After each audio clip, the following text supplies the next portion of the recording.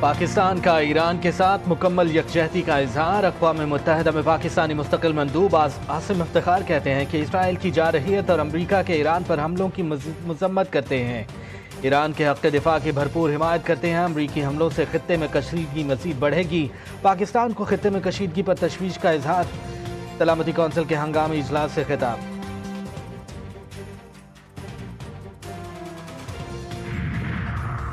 ایران پر امریکی حملے سے خطے میں کشیدگی مزید بڑھنے کے خدشات۔ سلامتی کونسل کے ہنگامی اجلاس میں بیشتر ارکان ہم آواز۔ روسی مندوب کا کہنا تھا کہ امریکہ نے خود مختار ملک ایران پر بلا اشتعال حملہ کیا، ایران پر حملوں کی خطرناک صورتحال سامنے آئی ہے، واشنگٹن نے اپنے اتحاد کے مفاد کے لیے حملے کیے۔ چینی مندوب کا کہنا تھا کہ امریکہ نے ایران کی خود مختاری اور سلامتی کی خلاف ورزی کی، عالمی برادری کو صورتحال میں انصاف کرنا چاہیے، امریکہ نے عالمی قوانین کی سنگین خلاف ورزی کی ہے۔ امریکہ کے ایرانی ایٹمی تنصیبات پر حملوں کے خلاف ایرانی عوام سراپا احتجاج۔ تہران میں عوام کی بڑی تعداد کا مرکزی چوک میں احتجاجی مظاہرہ۔ شرکاء نے کہا کہ حکومت امریکہ کی حالیہ کارروائیوں کا مؤثر جواب دے۔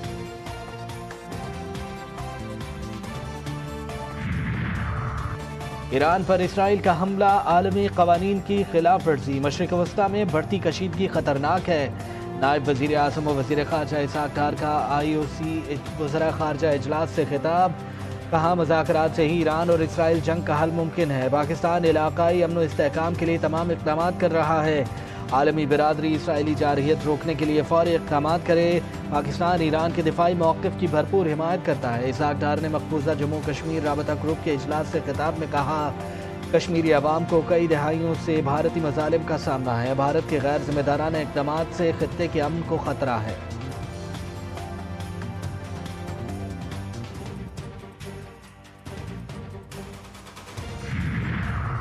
اسرائیل کا ناقابل شکست ہونے کا تاثر خاک میں مل چکا، ناقابل تسخیر ایران پابندیوں اور بائیکاٹ کے باوجود سر اٹھا کر کھڑا ہے۔ وزیر دفاع خواجہ آصف کہتے ہیں کہ غزہ ملبے میں بھی سر بلند ہے، اسرائیلی فوج طاقت اور وقار کو سہارا دینے کے لیے امریکہ کو میدان میں آنا پڑا۔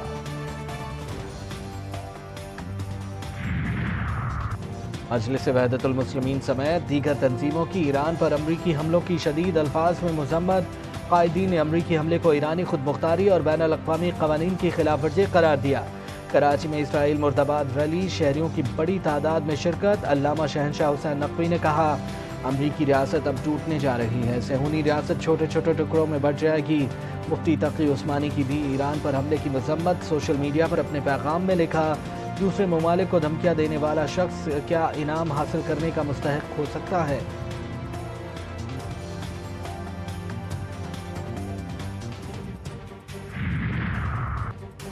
ٹرمپ نے ایران پر حملہ کر کے قومی اور بین الاقوامی قوانین کی خلاف ورزی کی، ایران پر حملہ چین کے معاشی فروغ کو روکنے کی کوشش ہے۔ مولانا فضل الرحمان نے کہا خطے میں سب سے زیادہ پاکستان کی معاشی قوت متاثر ہوئی، معاشی تعاون یورپ کے بجائے ایشیا کی طرف منتقل ہو رہا ہے جو ایشیا کے لیے خوش آئند ہے۔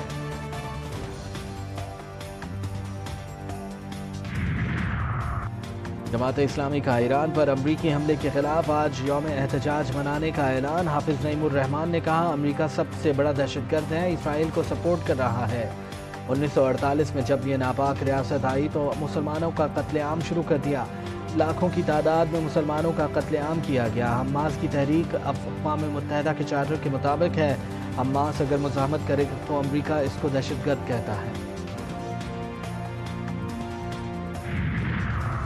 چیئرمین PTI بیرسٹر گوہر کی امریکہ کے ایران کی جوہری تنصیبات پر حملے کی مذمت، کہا ایران پر پہلا براہ راست حملہ خطے میں کشیدگی بڑھا سکتا ہے، ہم تنازع کے فوری خاتمے اور کشیدگی کم کرنے کا مطالبہ دہراتے ہیں۔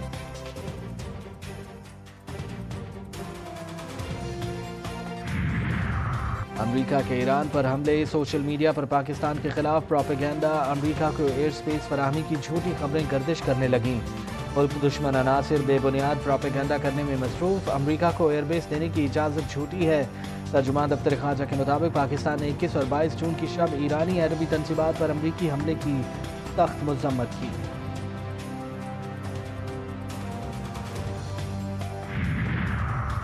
شام کے دارالحکومت دمشق میں چرچ میں دھماکہ، 10 سے زائد افراد ہلاک، 22 زخمی. حکام کے مطابق ہلاکتوں میں اضافے کا خدشہ. دھماکے میں چرچ کی عمارت کو شدید نقصان پہنچا.